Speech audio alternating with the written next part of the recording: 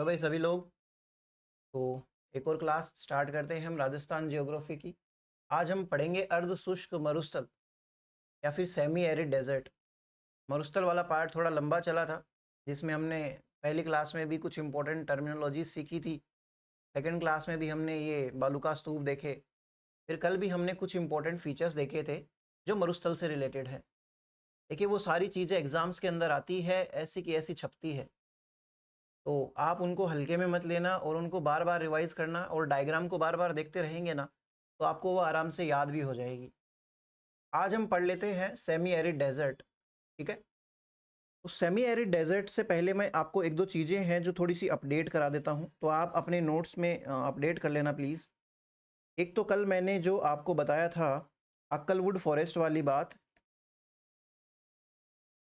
अक्कलवुड forest की जो मैंने आपको वो लिखाई थी, जो लकड़ियाँ वहाँ पे मिली हैं, जीवाश्म जो मिले हैं जुरासिक पीरियड के टाइम के, वो है आपके 18 करोड़ वर्ष पुराने, है ना। तो ये वाली चीज़ तो सही है भाई, वर्ष पुराने। और फिर जो 18 मिलियन लिखा था ना, वो 180 मिलियन होगा वहाँ पे। तो आपको ये चीज़ सुधारनी है, आपको समझ में आया? 180 मिलियन ईयर्स, आपको ये सही कर लेना भाई। वो भी 18 मैंने गलती से लिखा दिया, आपको 180 मिलियन वर्ष होगा। एक चीज़ तो आप ये अपडेट करना। फिर आप दूसरी एक चीज़ और लिखना, जो बरखान जो थे, बरखान बालूका स्तूप, उसमें आप एक जगह पे एक लाइन लिख लेना एक्स्ट्रा कि ये 20 सेंटीमीटर से लेके 35 सेंटीमीटर समवर्षा या फिर आइसो हाइट में अधिक पाए जाते हैं। ये चीज़ एक्स्ट्रा और लिख लेना भाई, ये मेरे से छूट गई थी। ठीक है, तो आप ये दो चीज़ें अपडेट कर लेना। और एक चीज़ और देखना, उधर ही मरुस्थल में आपको मरुस्थल का मार्च मैंने आपको बताया था, जिसके लिए मैंने बोला कि नाचना गांव जो है वो फेमस है। नाचना गांव किधर आता है भाई, आप बताओ मेरे को। ये जैसे ये मरुस्थल वाला है, ये अरावली है। तो ये जो मरुस्थल का जो मार्च है, मरुस्थल जो आगे बढ़ता है, वो इस डायरेक्शन में है भाई, और ये है इधर पड़ता है लगभग हरियाणा। तो आप एक छोटा सा डायग्राम बना लेना कि ऐसे लिख लेना कि भाई ये हरियाणा की तरफ जो मरुस्थल का मार्च जो है वो हो रहा है। और ये डायरेक्शन कौन सी है आप मुझे वो भी बता दो। जैसे अगर मैं ये बनाऊं, तो ये मरुस्थल का मार्च कैसे हो रहा है आप खुद मुझे बता देना। ठीक है, तो ये तीन चीजें हैं जो आप अपडेट कर लेना भाई अपने नोट्सों में। तो अब आगे चल लेते हैं, हमारे अर्ध शुष्क मरुस्थल की हेडिंग जो डली हुई है वो आप भी डाल लो, और उसमें हम आगे चलते हैं। अर्ध शुष्क मरुस्थल पढ़ेंगे भाई अब। शुष्क मरुस्थल के हमने दो प्रकार देखे थे, बालुका स्तूप युक्त क्षेत्र और बालुका स्तूप मुक्त क्षेत्र। युक्त क्षेत्र थोड़ा इंपॉर्टेंट था, तो उसको हमने डिटेल में देखा। फिर उसके बाद में उसके जितने भी बालुका स्तूप होते हैं वो सब हमने देखे। तो आज आप हेडिंग लगाइए सेमी एरिड डेजर्ट या फिर अर्ध शुष्क मरुस्थल। अच्छा हाँ, एक चीज़ और अपडेट कर लेना भाई, ये लास्ट है भाई। जो हमने शुष्क मरुस्थल लिखा था ना, उसके ब्रैकेट में शुष्क मरुस्थल जहाँ पे सबसे पहले हेडिंग डाली थी, उसको राठी रीजन भी कहते हैं भाई, राठी क्षेत्र।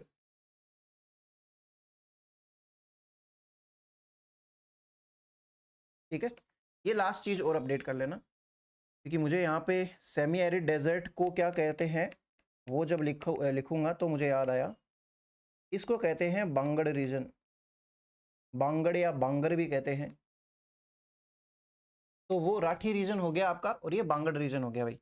तो आप ये चीज़ें ज़रूर अपडेट कर लेना। ठीक है, अब हम पढ़ते हैं इसमें सेमी एरिड डेजर्ट के बारे में। तो सेमी एरिड डेजर्ट क्या है?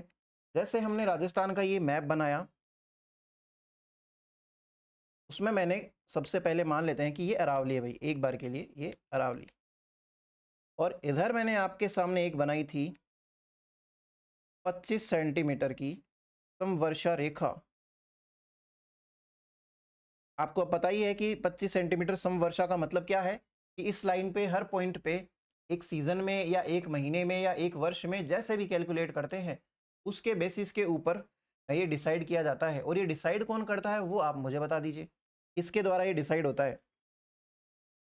तो ये 25 सेंटीमीटर है, और लगभग इस अरावली के पूर्व में ऐसे करके ये जो एक समवर्षा रेखा और बनती है वो है 50 सेंटीमीटर की। यानी कि इस वाली लाइन पे कितनी वर्षा होगी पूरे सीजन में, तो वो हो जाती है 50 सेंटीमीटर टोटल। तो आइसो हाइट ये हो गई। नेक्स्ट, ठीक है, या फिर समवर्षा। इन सब के बीच का ये जो पार्ट है ना, इसको हम बोलेंगे अर्ध शुष्क मरुस्थल। अर्ध शुष्क मरुस्थल। तो डायग्राम में आप इसे मेंशन कर सकते हैं और इसको आप शुष्क मरुस्थल जरूर लिख लेना। शुष्क मरुस्थल या फिर एरिड डेजर्ट, इसको बोलेंगे अर्ध शुष्क मरुस्थल। अब आप इसकी डेफिनेशन सिंपली आप खुद के लैंग्वेज में बना लीजिए कि 25 से 50 सेंटीमीटर आइसो हाइट या फिर समवर्षा के बीच वाले क्षेत्र को अर्ध शुष्क मरुस्थल कहते हैं। इंग्लिश में आप लिख सकते हैं 25 से 50 सेंटीमीटर आइसो हाइट के बीच के जो रीजन है उसको हम क्या कहते हैं, सेमी एरिड डेजर्ट कहते हैं।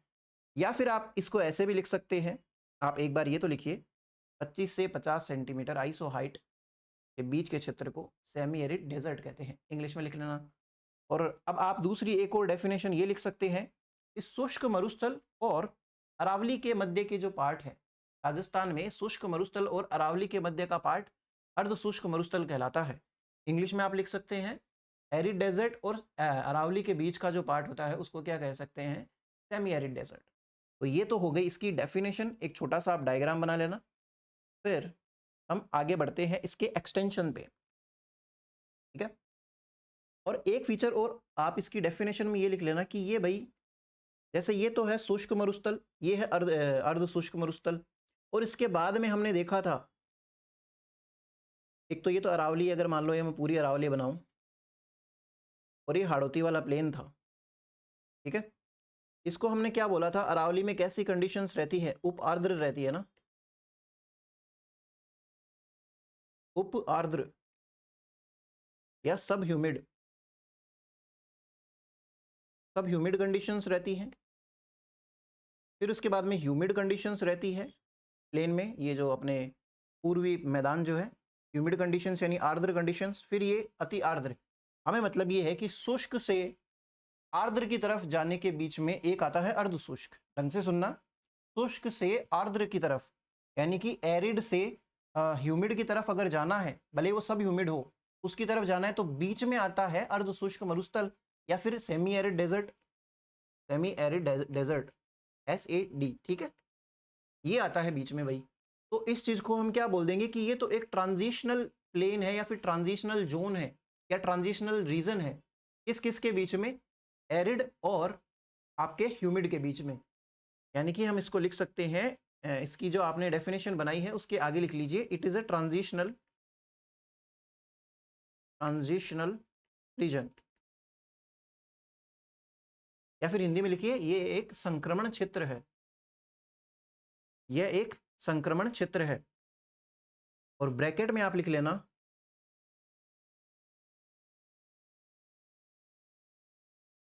वेरिंग टेम्परेचर इज फाउंड, ठीक है। टेम्परेचर की बजाय आप क्लाइमेट लिखिए, varying climate is found. Hindi में आप इसको ऐसे लिख लीजिए, हिंदी में आप इसको लिखिए कि परिवर्ती जलवायु पाई जाती है या परिवर्ती जलवायु वाला क्षेत्र, वेरिंग क्लाइमेट रीजन या फिर वेरिंग क्लाइमेट इज फाउंड, ठीक है।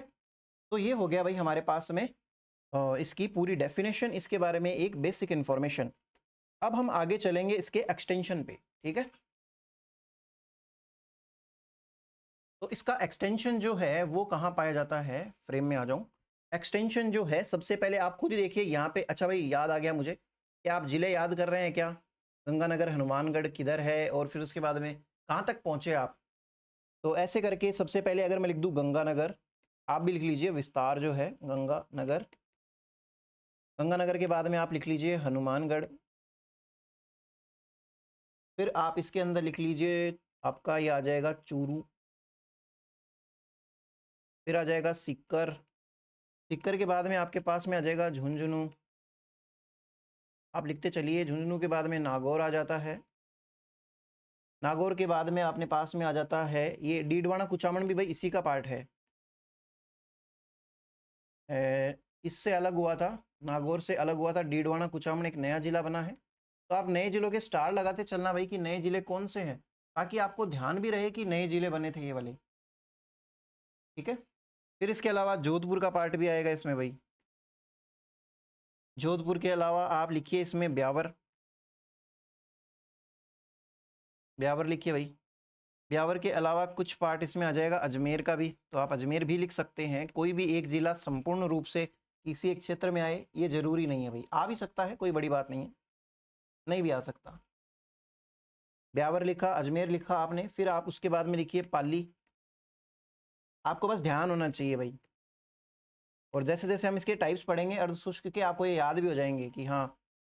फिर उसके बाद में दो बच गए, एक तो बालोतरा जो बाड़मेर से अलग हुआ, बालोतरा, और बाड़मेर भी लिख लो भाई।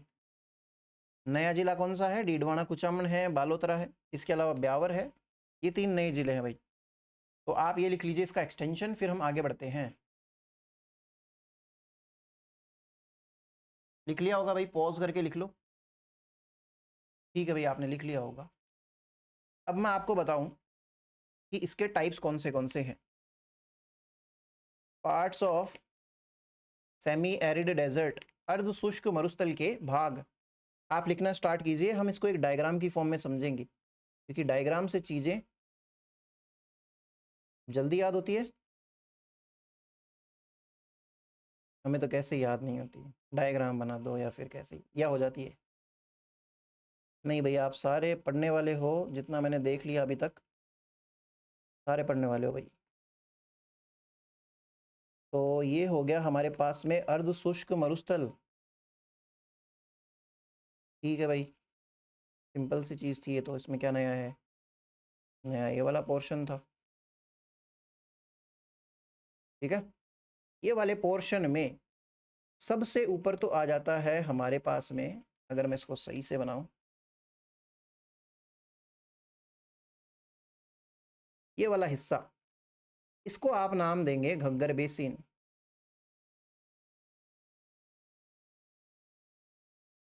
सही चल रहा है, घग्गर बेसिन। ठीक है, फिर ये सेकंड नंबर पे जो पार्ट है, ये अरावली है यहाँ पे, है ना, तो कंफ्यूज नहीं होना है, इसको अरावली लिख सकते हैं। और सेकंड नंबर पे जो चीज़ आ जाती है, मैं इसको दूसरे पेन से लिखूं क्या, सेकंड नंबर पे हमारे पास में आ जाएगा, रेड से लिख देता हूँ भाई, ये जो है वो शेखावाटी, आप लिखिए शेखावाटी अंतः प्रवाह क्षेत्र, या आप इसको इंग्लिश में लिख लीजिए शेखावाटी इनलैंड, यानी कि लैंड के अंदर। प्रवाह को क्या बोलेंगे, ड्रेनेज रीजन। रुकना एक बार भाई, हट भी जाता हूँ, ये देख लो भाई, लिख लो। फिर तीसरे नंबर पे हमारे पास में आता है, ये तीसरा पार्ट है, मैं इसको 1 दे देता हूँ नंबरिंग, इसको 2 दे देता हूँ, इसको 3 बोल दूँ। तो ये तीसरा जो है मैं इसको इधर लिख देता हूँ,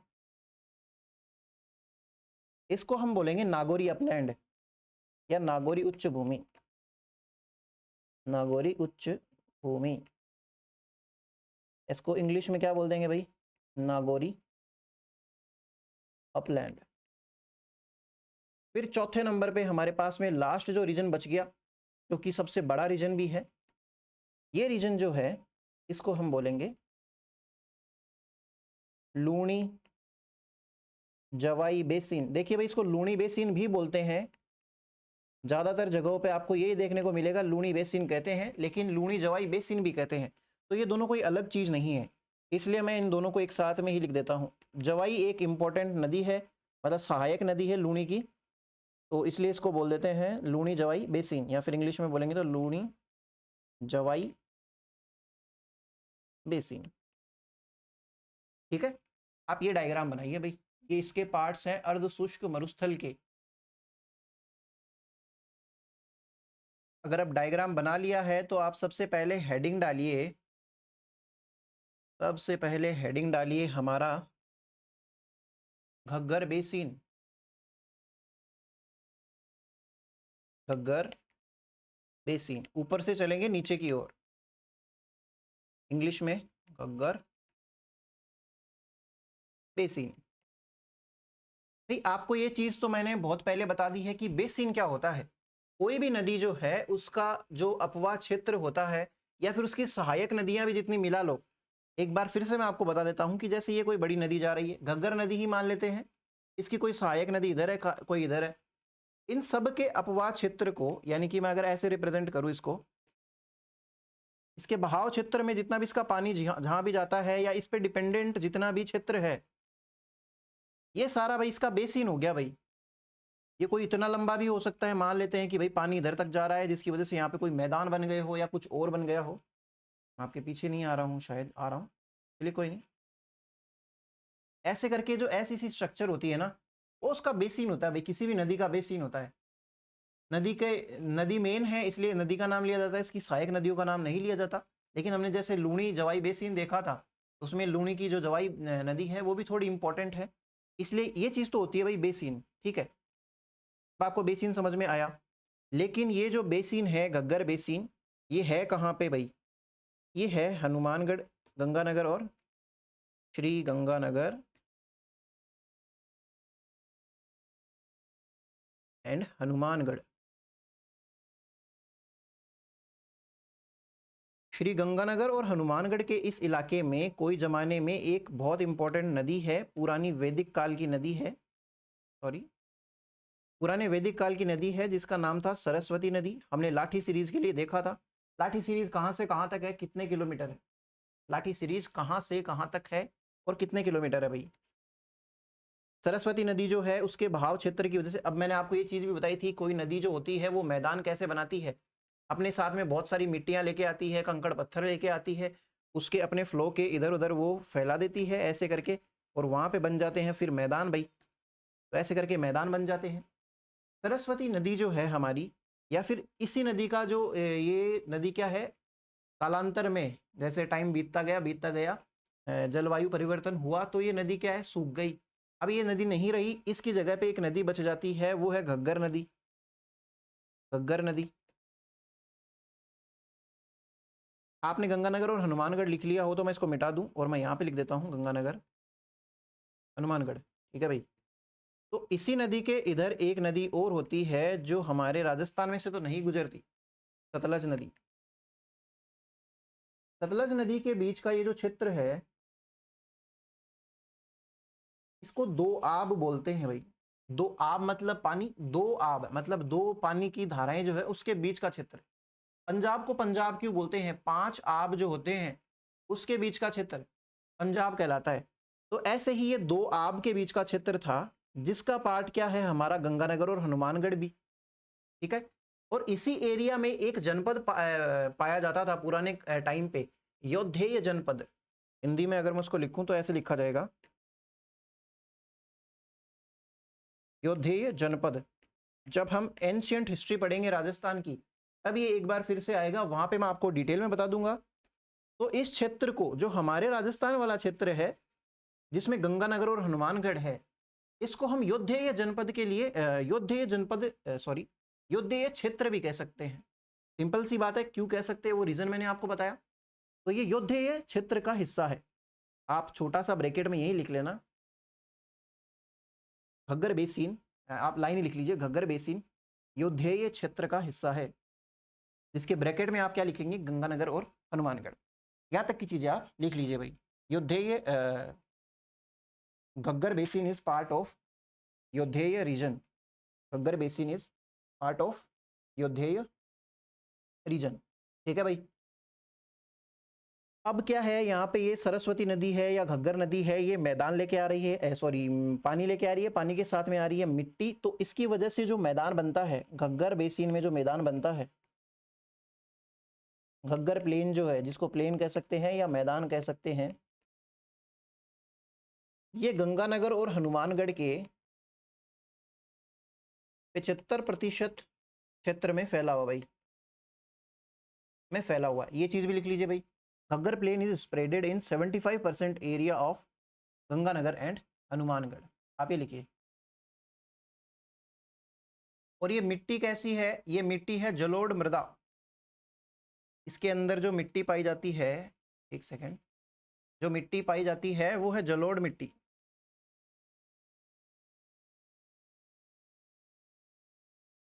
एलुवियल सॉइल जो कि होती है बहुत ज़्यादा फर्टाइल या फिर उपजाऊ होती है, तो यहाँ पे खेती भी बहुत ज़्यादा होती है। ये जो अपना गंगानगर और हनुमानगढ़ है वो हम आगे लिख लेंगे इसमें। तो ये जलोढ़ मृदा से बना हुआ क्षेत्र है जो 75% एरिया के अंदर फैला हुआ भाई, ठीक है। और इस एरिया में सबसे ज़्यादा सिंचाई भी होती है। गंगानगर और हनुमानगढ़ के अंदर आपको ध्यान हो तो आपने नाम सुना होगा एक इंदिरा गांधी नहर। इंदिरा गांधी नहर जो है वो सबसे ज़्यादा गंगानगर और हनुमानगढ़ के क्षेत्र में सिंचाई के लिए उपयोग में आती है, क्योंकि यहाँ पे ये जो घग्गर नदी है कहने को पहले थी, बहुत कम पानी रह गया है इस नदियों के कारण। इन नदियों के कारण जो पानी आता था वो बहुत कम रह गया है। तो आगे हम पढ़ेंगे घग्गर नदी की क्या दशा है, वो मैं आपको आगे बताऊंगा। तो पानी है नहीं बेसिकली, तो वो नहरों के थ्रू देना पड़ रहा है और सिंचाई भी सारी नहरों के थ्रू हो रही है। इसलिए इस एरिया में सिंचाई तो होती है, खेती तो होती है, पर वो डिपेंड किस पे करती है, नहरों पे, और उसमें भी सबसे ज़्यादा श्री गंगानगर पे भाई। तो आप एक बार लाइन लिखना ये, इस क्षेत्र में पश्चिमी मरुस्थल में, इस क्षेत्र में पश्चिमी मरुस्थल के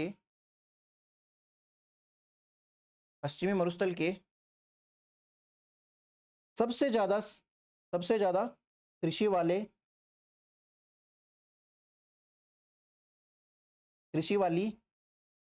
कृषि वाली उपजाऊ भूमि पाई जाती है। इंग्लिश में आप लिख लेना, in this region maximum agriculture is done in any western part of Rajasthan, ठीक है।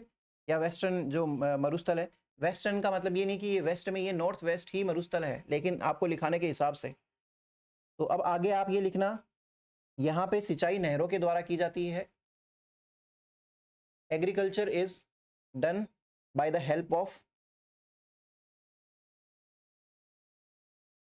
यहाँ पे कृषि नहरों के द्वारा की जाती है। Agriculture is done by the help of IG canal, Indira Gandhi canal, Indira Gandhi नहर भी लिख लेना भाई ब्रैकेट में हिंदी वाले।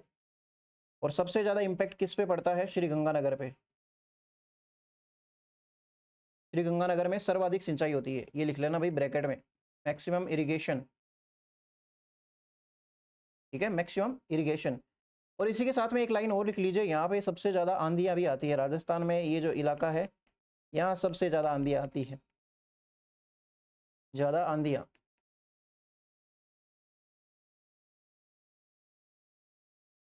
स्टॉर्म बोल देंगे क्या, सैंड स्टॉर्म। और एग्जाम में क्वेश्चन भी आया हुआ कि भाई अधिक अधिक 27 दिन तक, क्या पता 27 दिन तक लगातार आंधियाँ चल रही है तो गंगानगर सड़क के क्या पता हरियाणा और उधर ही चला जाए पूरा का पूरा ही 27 दिन में, तो भाई वो वाली चीज़ है। तो आप लिख लीजिए इसको, ये बेसिक सी बात थी, इसमें कुछ ज़्यादा समझाने जैसा है नहीं। और फिर हम आगे चल लेते हैं कुछ टर्मिनोलॉजीज़ पे जो घग्गर बेसिन से रिलेटेड है। आप एक छोटी सी हेडिंग यहीं पे लगा लेना, टर्मिनोलॉजीज़, टर्म्स लिख लो भाई। सबसे पहले आप लिखेंगे यहाँ पे नाली, दूसरे पेन से लिख लेते हैं, नाली या फिर पाट, इंग्लिश में भी इसको यही बोलेंगे, नाली। नाली क्या होती है बेसिकली, एक पतली जल की धारा। तो घग्गर नदी जो है वो कुछ ज़्यादा खास बची नहीं, और इस नदी को क्या कह देते हैं, हनुमानगढ़ से ये एंटर होती है, गंगानगर इधर पड़ता है, उससे पहले हनुमानगढ़ आएगा ना इधर, ऐसे ये है। तो ये इधर किधर हनुमानगढ़ आएगा क्या, इधर गंगानगर आता है क्या। अगर आप जिले याद करते हैं तो आपको पता होगा भाई, मुझे तो क्या पता। तो गंगानगर और हनुमानगढ़ में, ये हनुमानगढ़ में जब ये नदी घुसती है, ज़्यादातर तो ये जाती भी नहीं है। देखो सही बताऊं तो ये नदी में कुछ बहाव बचा है नहीं, ज़्यादा जोर मारोगे बहुत ज़्यादा पानी रहेगा तो ये गंगानगर में भी जाती है, और फिर उसके बाद में ये पाकिस्तान के फोर्ट अब्बास तक जाती है। ये हम आगे देख लेंगे भाई, फिर से देख लेंगे। पाकिस्तान का फोर्ट अब्बास है, वहाँ तक जाती है, बट आज की तारीख में ऐसा कुछ नहीं है। तो गंगानगर में इस नदी को क्या बोलते हैं, नालिया पाट, सॉरी हनुमानगढ़ में इस नदी को नाली या पाट कहा जाता है। इंग्लिश में भी ये लिख लेना, this river is called as Nali और पाट इन हनुमानगढ़। पाट बोला है मैंने, पार्ट नहीं बोला है, ठीक है। फिर सेकंड टर्म आप लिखना काठी या बग्गी, काठी या बग्गी। तो ये क्या होता है भाई, स्मूथ फर्टाइल सॉइल को बोलते हैं। ये सॉइल यहाँ की फर्टाइल है, आपको पता ही है। Smooth fertile soil of this plain of this basin is called as Kathi और बग्गी। इस क्षेत्र की चिकनी उपजाऊ मृदा को या मिट्टी को काठी या बग्गी कहते हैं भाई। आप ये चीज लिख लेना भाई। फिर उसके बाद में एक तीसरी चीज लिखिए, सेम की समस्या। सेम की समस्या, प्रॉब्लम ऑफ सेम, SE और M। सेम क्या होता है भाई, मैंने बोला कि यहाँ पे सिंचाई जो होती है वो नहर की वजह से होती है। अब नहर है तो हर जगह पे पाइप्स बिछाए हैं, कैसे भी करके चारों तरफ पानी पहुंचाना है हमें, तो वो फूटेंगे भी, कहीं ना कहीं से लीक भी होंगे, और बहुत ज़्यादा इरिगेशन हो रहा है, बहुत ज़्यादा सिंचाई भी हो रही है। अगर ये तो हमारी आदत ही है कि हम क्या करते हैं, किसी जगह पे अगर वो कोई फ़ायदा मिल रहा है तो उसको एक्सप्लॉइट करने की एक टेंडेंसी बन जाती है, कंपटीशन के कारण, अपनी आर्थिक स्थिति सुधारने के कारण। तो अत्यधिक यहाँ पे होते हैं इरिगेशन, बहुत ज़्यादा सिंचाई होती है। और दूसरी बात, कई बार क्या नहर वगैरह लीक कर जाती है। तो इन दोनों रीजंस की वजह से वहाँ पे पानी की इतनी अधिक अधिक अमाउंट बन जाती है ग्राउंड में कि इवन पूरा का पूरा एक एरिया, जैसे मान लेते कोई खेत है, खेत का खेत सरक जाता है, कई बार ऐसी कंडीशंस भी बन जाती है, बह जाता है। तो ऐसी प्रॉब्लम जो होती है कि मिट्टी का एकदम दलदली हो जाना पानी की वजह से, आप इसमें लिखेंगे due to leakage of canal and extreme irrigation, soil of this region becomes soil of this region becomes very muddy, very muddy। Hindi में लिखना, नहर के रिसाव और अत्यधिक सिंचाई के कारण इस क्षेत्र की भूमि दलदली हो जाती है। इसे कहते हैं भाई सेम की समस्या। ये तो बहुत गलत चीज है ना, घरों में सीलन रहेगी या फिर लोग परेशान रहेंगे, आप करने चले थे अच्छा काम, काम बिगड़ गया। तो सेम की समस्या जो होती है उसका निपटारा भी किया जाता है भाई। और इसका जो सबसे ज्यादा अफेक्टेड गांव है वो भी आप लिख लेना, मोस्ट अफेक्टेड विलेज। हिंदी में लिखना अत्यधिक प्रभावित गांव, तो वो है हमारा बड़ोपल, बड़ोपल जो कि आता है हनुमानगढ़ के अंदर। तो आप ये चीज और लिख लीजिए इसमें। फिर हम देखते हैं कि सेम की समस्या जो है वो सुधारी कैसे जाए भाई। तो एक तो हमने नीदरलैंड का जो हॉलैंड है,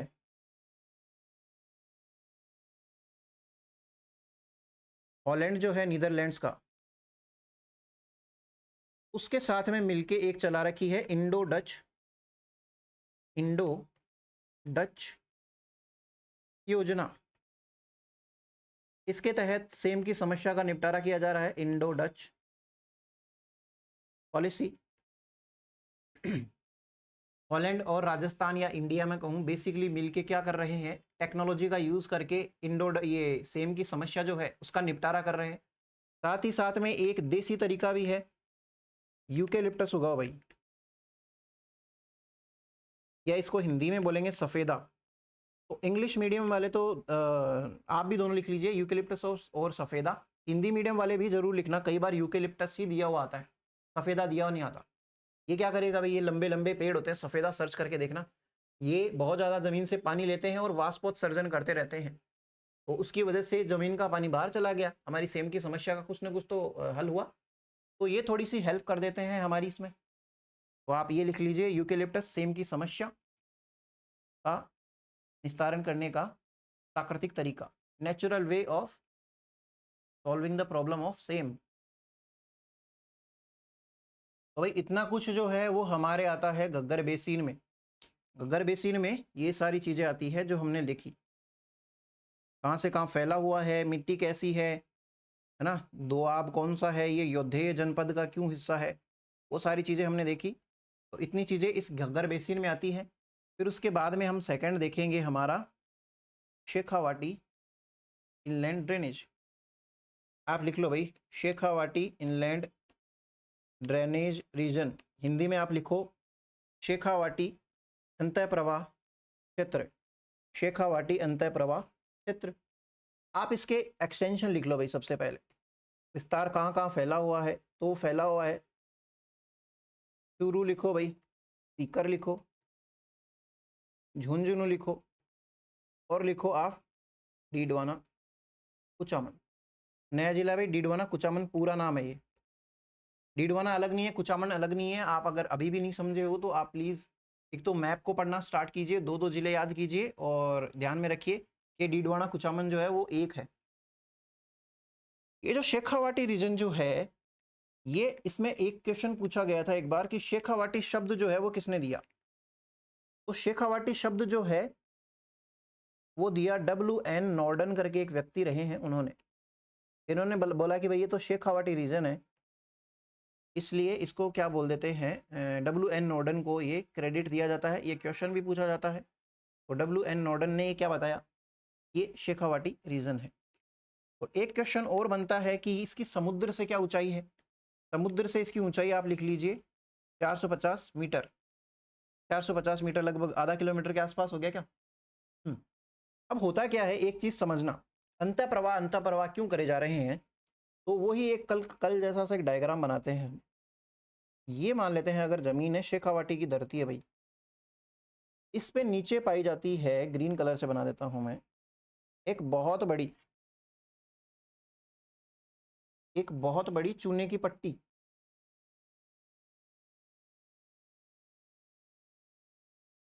इनलैंड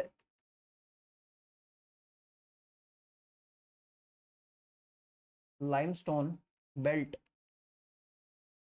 या फिर चूने की पट्टी, आंतरिक लिख लेना, आंतरिक चूने की पट्टी।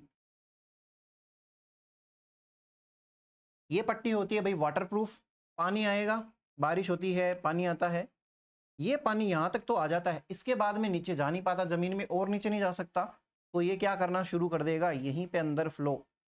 तो शेखावाटी रीजन में बहुत सारी नदियां ऐसी है जो मतलब अंदर बहती है, अंतः प्रवाह की नदियां हैं। जैसे कि कांतली नदी हो गई यहाँ की मेन, ठीक है, सिक्कर के आसपास है ये नदी। और ये अंतः प्रवाह की सबसे बड़ी नदी है। वो हम आगे लिखेंगे, ऐसी चीजें जगह जगह पे नहीं लिखेंगे। तो ये अंतः प्रवाह क्यों हुआ, कैसे हुआ, आपको समझ में आया। और इसी क्षेत्र को, ये जो हमारा शेखावाटी रीजन है, इसमें ये जो कांतली नदी है, इसके बहाव क्षेत्र को हम कहेंगे तोरावाटी। आगे लिख लेंगे। आप यहाँ पे अब दो चार इसके फीचर्स लिखना स्टार्ट कीजिए, ठीक है।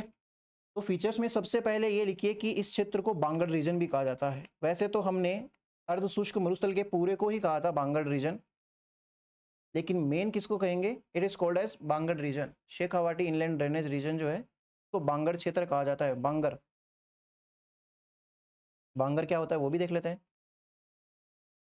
होता क्या है, एक नदी जो है, जैसे मान लेते हैं कोई नदी बह रही है, आप समझिए इस बात को। ये जो भी मिट्टी लेके आती है, ज़्यादातर जो मिट्टी होती है वो उपजाऊ मिट्टी होती है। अब ये यहाँ पे मिट्टी जमा कर दी, फिर सेकंड टाइम वो नदी आएगी, मतलब नदी तो फ्लो तो निरंतर चल रहा है, और ज़्यादा जब वो मिट्टियाँ लेके आती है तो ये जो मिट्टी के कण जो होते हैं वो दूर दूर तक फैलते हैं भाई। तो ये वाली जो क्षेत्र होता है ये थोड़ा पुराना होता है कंपेरेटिवली, और ये वाला क्षेत्र जो होता है वो नया होता है। तो जो नदी के पास वाला रीजन जो होता है, जिसकी जो मिट्टी होती है वो होती है उपजाऊ, इसलिए उसको बोल देते हैं खादर। और ये वाली जो मिट्टी होती है ये होती है अनुपजाऊ टाइप की, क्योंकि ये पुरानी पुरानी जलोढ़ मिट्टी हो चुकी है, इसके अंदर वो वाली बात नहीं रही। तो मैं बांगर लिख रहा था, बांगर। तो यहाँ के जो मैदान है ज़्यादातर वो ऐसे ही है कि मिट्टी जो है वहाँ की अनुपजाऊ है। तो आप लिखेंगे बांगर रीजन क्या है, बांगर प्रदेश क्या है, क्योंकि यहाँ पे अनुपजाऊ जलोढ़ मृदा पाई जाती है। Because infertile alluvial soil plains are found, because here infertile alluvial soil plains are found, ठीक है। और इसीलिए इन प्लेन्स को क्या कह देते हैं, बांगड़ रीजन के जो प्लेन्स होते हैं उनको कह देते हैं ओल्ड एलुवियल प्लेन्स। ये क्वेश्चन पूछा जाता है भाई, एलुवियल प्लेन्स, कि ओल्ड एलुवियल प्लेन्स जो है वो कहाँ पाए जाते हैं। तो हमारी टेंडेंसी रहती है कि हम पूर्व के मैदान करके आ जाते हैं, ओल्ड एलुवियल प्लेन्स या फिर पुराने जलोढ़ मैदान इस क्षेत्र में पाए जाते हैं भाई। तो ये चीज़ आप लिख लो। फिर इसी में सेकंड चीज़ हम क्या लिखेंगे, इसकी जो कांतली नदी है, कांतली नदी, आप लिखिए भाई, ये मेन रिवर है यहाँ की, it's main river, it is main river of this region. ये इस क्षेत्र की मुख्य नदी है और इसके बहाव क्षेत्र को तोरावाटी कहते हैं भाई, तोरावाटी। इट्स, इसके बहाव क्षेत्र को तोरावाटी क्षेत्र कहते हैं। Its drainage area is called as Torawati region. ठीक है, यहाँ तक लिख लिया। फिर इसका एक फीचर आप ये लिख लो, तो उसके बाद में एक चीज़ और लिख लेते हैं, वो है नाड़ी या फिर जोहड़। जोहड़ का नाम सुना है, नाड़ी नदी नहीं है भाई, इसीलिए आप हिंदी में भी इंग्लिश में भी लिख लेना या फिर डबल ए करके लिख लो, नाड़ी जोहड़। इस एरिया में चूने की कमी नहीं है। मैंने आपको बोला कि ये चूने का जो प्लेन पाया जाता है, ये रहा, कहाँ गया, ये रहा हरे वाला। तो ये इसकी वजह से क्या है, यहाँ पे चूने के कच्चे कुएं बनाए जाते हैं। जैसे मान लेते हैं एक कुआं बना दिया, उसके अलग अलग सीढ़ियाँ बना दी इस हिसाब से। तो ऐसे जो एरिया होते हैं जहाँ पे पानी को स्टोरेज करने की एक टेक्निक होती है, के अलग अलग लेवल्स होते हैं, तो उनको बोलते हैं। आप ये लिखिए, शेखावाटी क्षेत्र में पाए जाने वाले चूने के कच्चे और पक्के कुएं, शेखावाटी क्षेत्र में पाए जाने वाले चूने के कच्चे और पक्के कुएं नाड़ी तथा जोहड़ कहलाते हैं। नाड़ी बेसिकली जो होता है वो कच्चे कुएं के लिए कहा जाता है, कच्चे, और ये पक्के होते हैं भाई कंपैरेटिवली। कहीं कहीं आपको देखने के लिए मिलेगा कच्चे कुओं को जोहड़ कहते हैं, वो नाड़ी लिखते ही नहीं है, या कच्चे पक्के कुओं को जोहड़ कहते हैं, तो वो चीज़ भी सही नहीं है। और इसी में आप एक चीज़ और लिख लीजिए, ये है भाई चोभी। तो आप ये लिखना एक लाइन और, जोहड़ के सबसे निचले भाग को, the lowest point of johad is called as chobhi. जोहड़ के सबसे निचले भाग को चोभी कहा जाता है भाई। और शेखावाटी रीजन में एक व्यक्ति रहे हैं बहुत अच्छे, जिनका नाम है डॉक्टर राजेंद्र सिंह भाई। इन्होंने जोहड़े जो बनाने हैं उनके अंदर बहुत कंट्रीब्यूशन दिया। तो जोहड़ डेवलपमेंट प्रोग्राम इन्होंने चलाया, बहुत सारे जोहड़ बनाए इन्होंने। जोहड़ विकास कार्यक्रम डेवलपमेंट प्रोग्राम जो चलाया, जोहड़ विकास कार्यक्रम चलाया, इसलिए इनको जोहड़ वाले बाबा भी कहते हैं। ये एग्जाम में बहुत पूछा जाता है क्वेश्चन, जोहड़ वाले बाबा कौन है। इंग्लिश में भी ये बोलेंगे जोहड़ वाले बाबा। कौन है भाई जोहड़ वाले बाबा? तो राजेंद्र सिंह। आपके एरिया में कोई राजेंद्र जी है क्या? मेरा एक दोस्त है राजेंद्र, वो जोहड़ में जाके रील्स बनाता है, तो मुझे तो याद है भाई जोहड़ वाला बाबा कौन है। तो बस वो देखे ना ये वीडियो। और जोहड़ वाले राजेंद्र सिंह नहीं, जोहड़ वाले बाबा कहलाते हैं भाई। ये क्वेश्चन एग्जाम में आता है, बहुत सिंपल सा क्वेश्चन है, तो आपको ये चीज़ ध्यान में होनी चाहिए। फिर उसके बाद में एक चीज़ इसमें और आती है, खेजड़ी का नाम सुना है क्या भैया आपने? खेजड़ी क्या है, आप मुझे बता सकते हैं क्या? मतलब वैसे तो प्लांट है, इतना तो होशियार मैं भी हूँ। खेजड़ी जो है सबसे ज़्यादा यहाँ पाई जाती है। आप इंग्लिश में लिखना, khejri is found in this region. आप ऐसे लिखो, in this region there is found high density of khejri plants. In this region high density of khejri plants is found. इस क्षेत्र में खेजड़ी पादपों की खेजड़ी प्लांट्स के प्लांट्स जो है उनका सबसे ज़्यादा घनत्व पाया जाता है, घनत्व या डेंसिटी। इसका जो बॉटनिकल नेम है यहाँ पे लिख दूं मैं, वो भी पूछा जाता है तो आप वो भी लिखेंगे ब्रैकेट में, प्रोसोपिस सिनेरेरिया। हिंदी में भी यही बोलेंगे भाई, कोई अलग नाम नहीं है, प्रोसोपिस सिनेरेरिया।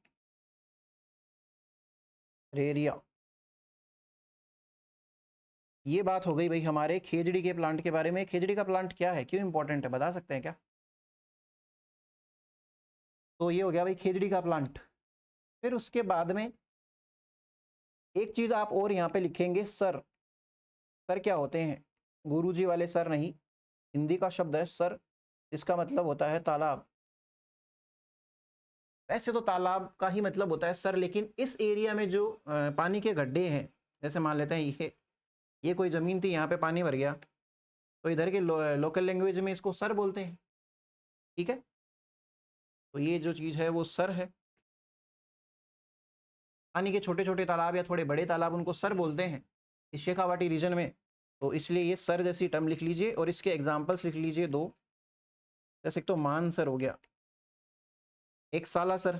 सालासर बालाजी जो है वो, तो उस गांव का ही नाम हो गया सालासर। वहाँ पे बहुत ज़्यादा सर बनते होंगे, यानी कि ये तालाब जो है छोटे छोटे वो बनते होंगे, इसलिए इसका नाम दे दिया।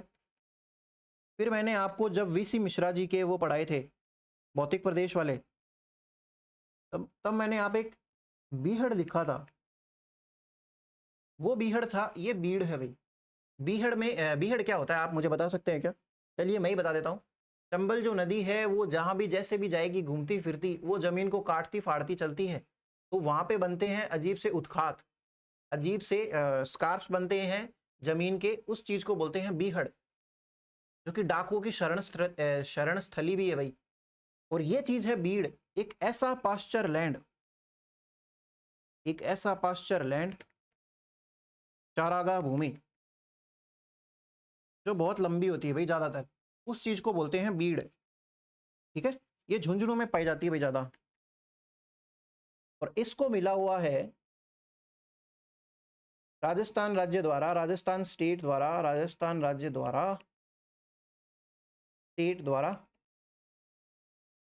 कंजर्वेशन, एक सेकेंड, कंजर्वेशन लिस्ट है एक, कंजर्वेशन लिस्ट के अंदर इसका नाम लिखा हुआ है, कंजर्वेशन रिजर्व लिस्ट।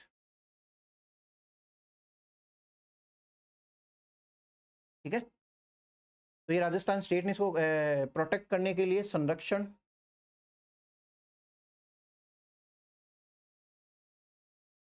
क्षेत्र में शामिल किया है भाई इसको। ठीक है, राजस्थान स्टेट द्वारा। ये एक पास्चर लैंड है भाई, आप इसको ये भी लिख लीजिए डायग्राम सा बना के, पास्चर लैंड है। हिंदी मीडियम वाले भी लिखेंगे पास्चर, कई बार पास्चर लैंड दिया हुआ रहता है, पास्चर लैंड, या फिर इसको हिंदी में बोलेंगे प्रॉपर चारागाह भूमि। तो ये चीज़ है हमारे इस बीड़ वाले क्षेत्र के लिए। फिर एक लास्ट लाइन और लिखिए आप, ये जो शेखावाटी इनलैंड ड्रेनेज अपन लिख रहे हैं, उसमें आप लिखिए एक फेरी क्वीन। फेरी क्वीन क्या है? तो उत्तर पश्चिमी रेलवे जो है हमारा, उत्तर पश्चिमी रेलवे द्वारा 2003 में चलाई गई एक, 2003 में चलाई गई ट्रेन का नाम। ठीक है, तो ये चीज़ और लिख लीजिए, और यहाँ पे हमारा ये ख़त्म हो जाता है शेखावाटी इनलैंड ड्रेनेज वाला पार्ट भी। लिख लो भाई, फिर आगे चलते हैं। अब आप नेक्स्ट पार्ट पे चलेंगे, नेक्स्ट हेडिंग लगाएंगे यहाँ पे, तीसरा हमारा पार्ट इसी का ही, नागौरी उच्च भूमि भाई। नागौरी, नागौरी अपलैंड, फिर उच्च भूमि। जमीन का उठा हुआ एक पार्ट है यहाँ पे, जो कि और अदर जो ये अर्ध शुष्क मरुस्थल है उसमें सबसे ज़्यादा ऊंचा है, इसलिए इसको बोल देते हैं उच्च भूमि। ये लगभग है हमारे पास में 300 से 500 मीटर ऊंची हाइट पे समुद्र से। ये जो ऊंचाई मैंने पहले ही बताई थी ना, ये शेखावाटी वाली कहाँ गई? यहाँ भी आप लिखेंगे समुद्र से, सी लेवल से 300 से 500 मीटर ऊंची वाली हाइट जो होती है नागौर की मेनली, उसको क्या कहेंगे? नागौरी उच्च भूमि। यहाँ ब्राइन लेक्स जो होती है सबसे ज़्यादा पाई जाती है, खारे पानी की झीलें। आप लिखना यहाँ खारे पानी की झीलें सबसे ज़्यादा पाई जाती है पूरे राजस्थान में। अगर यहाँ पे देखें तो और हुई वो भी आप ब्रैकेट में लिख लेना, डीडवाना कुचामन। पहले अकेला नागौर था इसलिए नागौर का ही नाम लिखा जाता था, लेकिन डीडवाना कुचामन में अब बहुत ज़्यादा खारे पानी की झीलें आती है। और दूसरे नंबर पे आप नागौर भी लिख लो, दोनों ही साथ में लिख लो। ब्राइन लेक्स कहते हैं भाई इसको इंग्लिश में। खारे पानी की झीलें ब्राइन लेक्स कहलाती है, ठीक है। इस क्षेत्र में आपको मिलेगा फ्लोराइड। यहाँ का जो पानी है, फ्लोराइड की मात्रा बहुत ज़्यादा होती है। यहाँ के जल में फ्लोराइड की मात्रा बहुत ज़्यादा होती है, जिसकी वजह से फ्लोरोसिस नामक रोग हो जाता है। जिसकी वजह से फ्लोरोसिस, हिंदी में लिखा दूंगा, रुकना। फ्लोरोसिस नामक रोग, आप इसको हिंदी में लिखना, फ्लोरोसिस।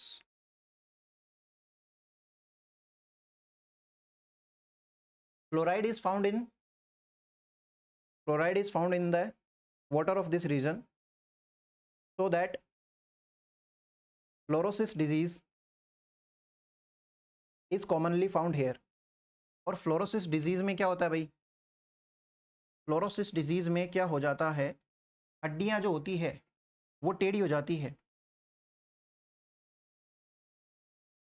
हड्डियां या बोन्स जो होती है वो बैंड हो जाती है या टेढ़ी हो जाती है। साथ ही साथ में दांत जो होते हैं उन पे अजीब से निशान बन जाते हैं, वो पीले पड़ जाते हैं, पीले हो जाते हैं भाई दांत। ये अच्छी चीज़ नहीं है। और हड्डियां बैंड ऐसे होती है कि कुबड़ भी निकल जाती है लोगों के, कुबड़ जो होती है ना, पीठ पे कुबड़ हो जाती है। तो इसी नाम से यहाँ के लोगों में ज़्यादातर आपको कुबड़ देखने के लिए मिलेगी। लोगों में सभी में है, ज़रूरी नहीं है, इसलिए इस क्षेत्र को बोलते हैं कुबड़ पट्टी।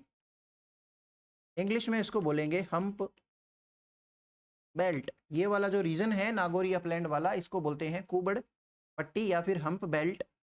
या फिर हम्प बेल्ट को कई बार हंच बेल्ट भी बोलते हैं, हंच बेल्ट। या फिर इसको बोलते हैं बांका पट्टी, या फिर इंग्लिश में बोल देंगे बांका बेल्ट। भाई बांका बेल्ट भी लिखा हुआ आता है कई बार, ठीक है। तो ये रीजन जो है ये कहलाता है हम्प बेल्ट, हंच बेल्ट, या फिर बांका पट्टी, या फिर कुबड़ पट्टी। ये लिख लिया। मेनली ये कुबड़ पट्टी कहाँ से कहाँ शुरू होती है? तो ये शुरू होती है नागौर के जायल गांव से। जायल गांव से लेके ये चलती है अजमेर के पुष्कर तक, अजमेर का पुष्कर। तो ये है भाई जायल। पुष्कर को तो आप लिख लोगे इंग्लिश में, ठीक है। नागौर के जायल और पुष्कर तक पाई जाती है, अजमेर के पुष्कर तक। और इसका सबसे प्रभावित जिला भी लिख लीजिए भाई, फ्लोरोसिस की बात चल रही है, सर्वाधिक प्रभावित जिला, मोस्ट अफेक्टेड डिस्ट्रिक्ट, तो वो लिख लीजिए आप नागौर। और गांव में आप लिख लीजिए गांव आस रवा। ऐसे सोचिए कि आस रहती है कि यहाँ पे वो नहीं होगी, फ्लोरोसिस वगैरह नहीं होगी, लेकिन यहाँ पे फिर भी फ्लोरोसिस होती है। आस रवा जो है मकराना के अंदर आता है, मकराना, जो कि किसका पार्ट है अभी? डीडवाना और कुचामन का, ठीक है। तो ये चीज़ आप और लिख लेना भाई। कुबड़ पट्टी बांका पट्टी आपको समझ में आई क्या है? और इसके पहले हमने वो भी देखी थी, क्या नाम है उसका, एक सेकेंड, उबड़ पट्टी और बांका पट्टी देखी थी, और उससे पहले हमने चूने की पट्टी देखी थी, शेखावाटी वाली, जिसके अंदर क्या होता है, नीचे की नीचे पानी बहता है, इसलिए उसको बोलते हैं ऐसे एरिया को इनलैंड ड्रेनेज वाला रीजन, अंतः प्रवाह वाला रीजन। ठीक है, तो ये लिख लीजिए आप। फिर आगे लिखते हैं।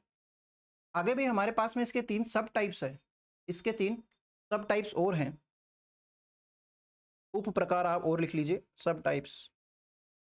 इसमें आप पहले लिखना मकराना श्रेणी, या फिर इंग्लिश में लिखेंगे मकराना कैटेगरी। इस मकराना कैटेगरी में क्या पाया जाता है, आप लिखिए कैल्साइट प्रकार का संगमरमर पाया जाता है। Calcite type marble is found in this region. Calcite, calcite.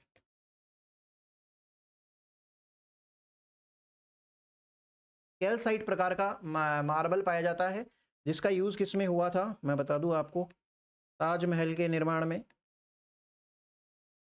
या फिर इसका यूज हुआ था अशोक का स्तंभ जो है उसके निर्माण में, अशोक स्तंभ। और इसके अलावा इसका यूज हुआ था विक्टोरिया पैलेस या फिर विक्टोरिया महल पैलेस, इन सब के निर्माण में इसका यूज हुआ था। और इसी वजह से इसको 2019 में ये जो कैल्साइट जो है इसको मिला था IUGS का वर्ल्ड हेरिटेज टैग, विश्व की धरोहर में इसको शामिल किया गया। विश्व धरोहर, तो ये IUGS क्या है भाई, ये है इसकी फुल फॉर्म, और लिख लीजिए आप, international union of Jio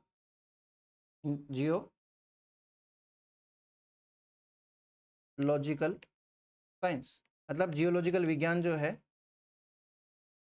SCIENC, geological science, जिसका ये जो हेडक्वार्टर है वो पेरिस में है। 1961 में लगभग ये बना था, इतना इंपॉर्टेंट नहीं है आपके लिए। इंपॉर्टेंट ये है कि 2019 के अंदर इसको मिला था भाई ये टैग, विश्व विरासत में इसको शामिल किया गया था। ठीक है, फिर इसका दूसरा सब टाइप आप लिखिए मांगलोद श्रेणी, मांगलोद कैटेगरी या श्रेणी। ये मांगलोद श्रेणी जो है ये जिप्सम के लिए फेमस है भाई, it is famous for gypsum and coal, coal मतलब कोयला, जिप्सम तथा कोयले के लिए विख्यात है। और इसके ब्रैकेट में लिख लीजिए गोठ मांगलोद। जब हम खनिज पढ़ेंगे उसमें कोयले वगैरह जब आएंगे, जिप्सम आएगा, गोठ मांगलोद, तब ये नाम आपको जरूर देखने के लिए मिलेगा, गोठ मांगलोद, तो आपको थोड़ा सुना सुना लगे। फिर क्या है, जिप्सम की एक बहुत बड़ी जो बेल्ट है, आज बेल्ट ही बेल्ट के नाम बहुत बार आ चुके,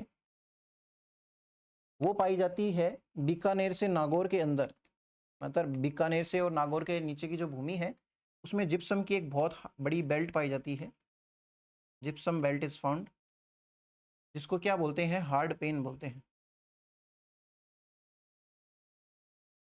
या फिर इसको हिंदी में बोलेंगे हार्ड पेन।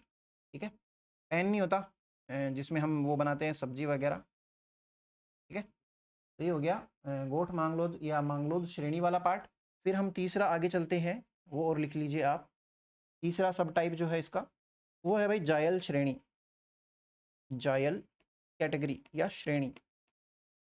जायल श्रेणी वही वाली है जहाँ पे फ्लोराइड की मात्रा अधिक पाई जाती है, हमने लिखा था ना, fluoride is found in this water, found in, fluoride is found in the water of this region, यहाँ के जल में फ्लोराइड पाया जाता है, ये चीज़ और लिख लेंगे।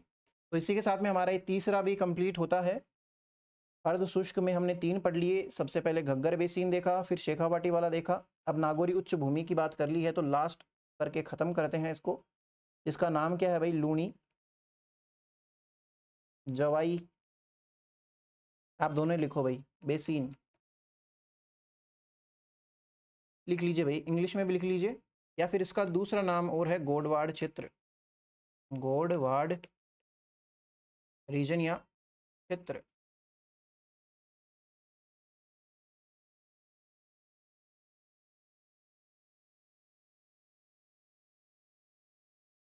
लूनी जवाई सॉरी बेसिन, या फिर गोडवाड़ रीजन क्षेत्र, ये सबसे बड़ा है भाई, तो इसको यहीं पे लिख लेना, सर्वाधिक बड़ा, यानी कि जो अर्ध शुष्क मरुस्थल की जो चीजें हैं उसमें सबसे बड़ा कौन है, तो गोडवाड़ बेसिन है या फिर लूनी जवाई बेसिन है। इसका एक्सटेंशन लिखेंगे हम अब। एक्सटेंशन में आप सबसे पहले लिख लीजिए, सबसे पहले हमारे पास में आ जाएगा जैसे जालोर हो गया, दूसरा आप लिख लीजिए पाली, तीसरा आप लिख लीजिए बाड़मेर, बाड़मेर से ही अलग हुआ बालोतरा, बालोतरा के बाद में सिरोही और लिख लीजिए, सिरोही के बाद में जोधपुर लिख लीजिए, जोधपुर लिखा आपने, ठीक है।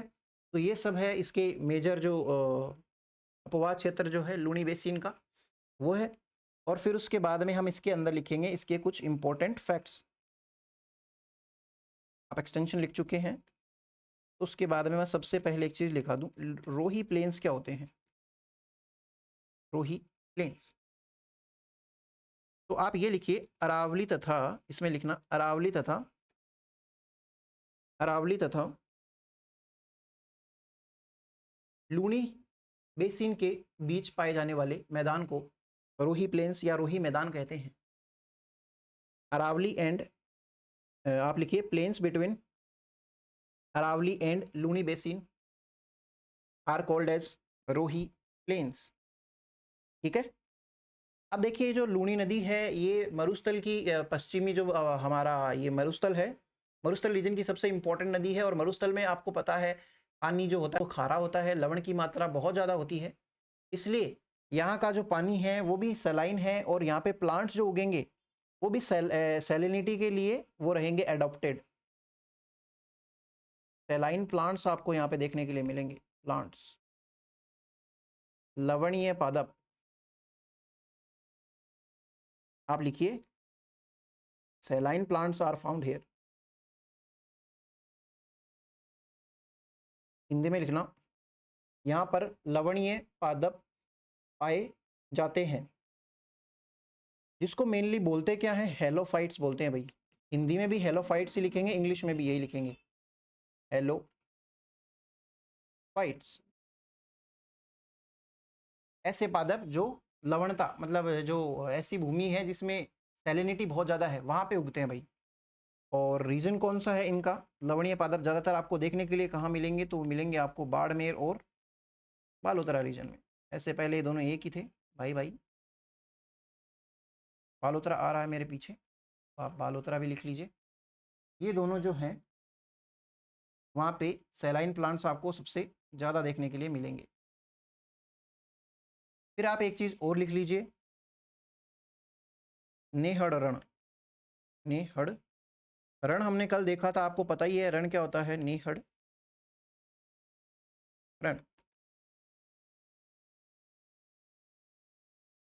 ये जब हम लूनी नदी पढ़ेंगे ना उसमें भी ये डायग्राम में अपन मेंशन कर देंगे। तो ये पाया जाता है बाड़मेर और जालोर में। रण तो आपको पता ही है, नेहड़ रण बाड़मेर रण जालोर के एरिया में पाया जाने वाला रण है, जो गुजरात का कच्छ का रण जो है उससे टच करता है। आप लिखना नेहड़ रण बाड़मेर तथा जालोर में पाए जाने वाला रण क्षेत्र है, जो गुजरात के कच्छ के रण से जुड़ा हुआ भाग है, ठीक है, उसको छूता है थोड़ा सा। इंग्लिश में आप लिखना Nehar Rann is the Rann of Barmer in Jalore district which is close to Rann of Kutch, फिर ब्रैकेट में आप लिख देना गुजरात, ठीक है। फिर उसके बाद में एक चीज़ आप और लिखेंगे, वो आता है काला भूरा डूंगर। काला भूरा डूंगर क्या होता है, एक तरीके से पहाड़ को ही कहते हैं, मैं जो हिल होता है उसको कह देते हैं काला भूरा डूंगर। ये आगे भी आएगा जब हम पढ़ेंगे तब, अरावली वगैरह। तो काला भूरा डूंगर लिखिए आप, ये पाया जाता है पाली में, वैसे तो आप इसके ब्रैकेट में पाली भी लिख सकते हैं। काला भूरा डूंगर लूनी बेसिन में पाया जाता है, लूनी बेसिन के पाली में पाया जाता है। Kala Bhura Dungar is found in the Pali district of Luni basin. ये चीज़ भी आप लिख लेंगे। फिर एक क्वेश्चन भी आया हुआ है अभी ताज़ा ही, असिस्टेंट प्रोफेसर का एग्ज़ाम हुआ था शायद, उसमें पूछा गया था, हाँ उसी में था, वो था, आप लिखना एक और पॉइंट बना के स्टार लिख लेना, नरसिंह और पहाड़, ये कहाँ पड़ता है भाई? तो ये पड़ता है सोजत पाली में। सोजत की मेहंदी फेमस है, सोजत पाली। और दूसरा आप लिखिए हिंगलाज का मगरा, हिंगलाज का मगरा, ये आता है भाई सिवाना बालोतरा में। पहले सिवाना जो है वो बाड़मेर में पड़ता था। सिवाना एक हिस्टोरिकल इम्पोर्टेंस रखता है हमारे राजस्थान की हिस्ट्री में, तो देखेंगे जब हम राजस्थान की हिस्ट्री स्टार्ट करेंगे तब। बालोतरा, आप ये लिखना नरसिंहपुरा, ये असिस्टेंट प्रोफेसर का एग्ज़ाम का क्वेश्चन है भाई, 2024 में ही हुई थी एग्ज़ाम, एक 7 जनवरी को हुई थी शायद, ठीक है। ठीक है, तो असिस्टेंट प्रोफेसर के एग्जाम में ये क्वेश्चन पूछा गया था, नरसिंहपुर पहाड़ कहाँ है और हिंगलाज का मगरा कहाँ आता है? तो उसका आंसर था वैसे लूणी बेसिन। आपको वैसे भी पता है कि सोजत में आता है और सिवाना में आता है, और लूणी बेसिन का भी पता है, तो आपको दोनों चीज़ें पता होनी जरूरी है, ठीक है। फिर एक पॉइंट और रह जाता है, ये यहाँ पे हमारा खत्म होता है, अर्धशुष्क मरुस्थल। आप एक चीज़ लिखना, रेगिस्तान का माउंट किसको कहते हैं? रेगिस्तान का माउंट या माउंट आबू। माउंट आबू क्यों फेमस है भाई? माउंट आबू फेमस है, एक तो वहाँ पे बर्फ जमती है, दूसरा वहाँ पे बहुत बारिश वगैरह होती है, और काफ़ी ब्यूटीफुल व्यूज़ जो है वो भी आते हैं। तो वैसा सा ही एक रेगिस्तानी इलाका जो है हमारा, ये जो नॉर्थ वेस्ट डेजर्ट है, इसमें शुष्क और अर्धशुष्क दो चीज़ें आती हैं, उसमें से भी हम आज देख रहे हैं अर्धशुष्क वाली बात। तो ये जो है रेगिस्तानी इलाके में पाया जाता है, इसलिए इसको बोलते हैं रेगिस्तान का माउंट आबू। तो वो कौन है भाई? ये भी क्वेश्चन है बहुत फेमस एग्जाम का, तो वो है पीपलूद। कहीं कहीं पीपलूंद भी लिखा हुआ रहता है, लेकिन पीपलूद लिख लीजिए आप। पीपलूद है जो आज की तारीख में बोला जाएगा तो बालोतरा। तो अब आपको पता चल गया होगा ना धीरे धीरे, कुछ कुछ तो जिले कौन से किससे आए, जैसे डीडवाना कुचामन किससे आया ये पता चल गया होगा, फलोदी किससे आया है वो पता चल गया होगा, या फिर ये बालोतरा जो है वो किससे आया है ये पता चल गया होगा। ये 3-4 तो आपको हो ही गए होंगे याद।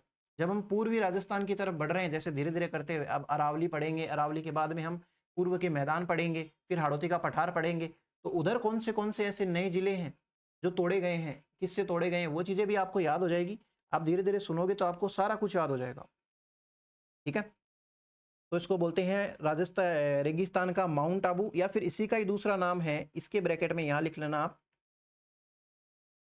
राजस्थान का लघु माउंट, राजस्थान का लघु माउंट, दोनों नाम से दिया जा सकता है भाई।